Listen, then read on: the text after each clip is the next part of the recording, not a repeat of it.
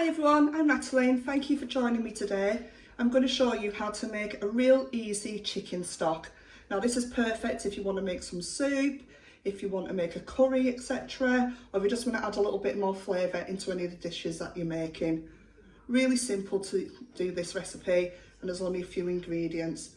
Now I'm going to be using a slow cooker to make my chicken stock because it does take about 8 hours to do this, but you can do it on a normal hob if you want to. But if you do have a slow cooker, the better, because then you can just pop it all in there and then you can get on with your day and come back later on.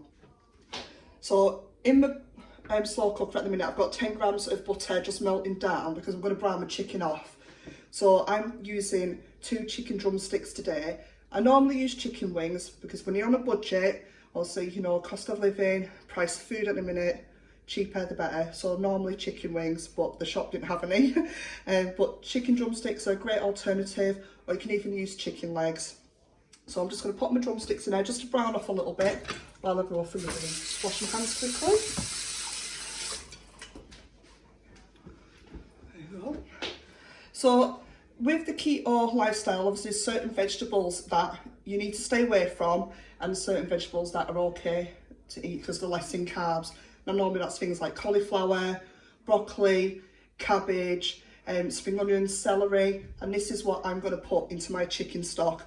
So it's great as well, a little tip, like if you're going to have, say, cauliflower cheese for one of your dinners, keep hold of the stalk and the leaves because they're great to pop in your stock to give it extra flavour. So I'm just going to pop all them in there. And again, I've got 2 celery sticks. Break them up, chuck them in there. I'm just going to pop a couple of spring onions. I've got a stalk from a broccoli, so again, great, you don't need to throw this away. Keep hold of it and pop it into your stock. And I've even got the bottom of a cabbage as well, and that's going to go in there. And then what I'm going to add to that is some bay leaves. I've just got some little ones left, so a good like little handful. Smaller bay leaves. If you've got the bigger ones, just use 2 to 3, no more than that. Then that's in there. I'm going to just put a little bit of black pepper in. I'm not going to add any salt to this because my butter's actually salted, and I don't really need to. And then what I've got here, again, another little tip, when you're cooking your vegetables, like say you're doing your cauliflower, broccoli, cabbage, keep hold of the water. Don't throw the water away. Keep hold of it because then you can use that in your stock. And again, it gives it extra flavour. And then I'm just going to add some more. So you want the water level just to go over your vegetables. Obviously this will reduce once it's cooking, so later on you can always add more water to it. But for the time being, just add enough so it covers all the vegetables. There we go. And then lid on. So I've got it on the high temperature. I'll leave it on high for a good hour to 2 hours, and then I'll turn it down to medium, and then I'll leave it there for 6 hours. So 8 hours in total.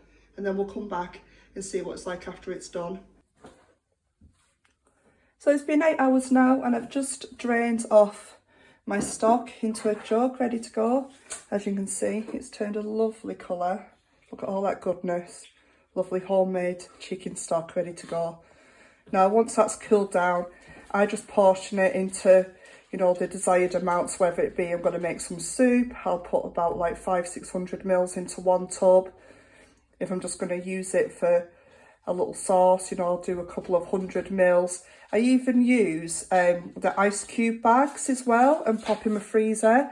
So they're just handy to pop out into, you know, if you're making like a creamy sauce, you could just pop a couple of cubes into there just to give it another extra flavour. Like I say, this took 8 hours because obviously the chicken was raw. If you wanted to speed this process up, if you've had like chicken thighs or chicken wings or chicken legs or even a roast chicken, like the carcass or the cooked bones, you could actually use them instead, and you would actually reduce the cooking time by half. So it would only be 4 hours if you want it done in a quicker time. Alright guys, well thank you so much for tuning in and watching this video. I hope that has helped to make your stock. and I'll see you on the next one. Bye now.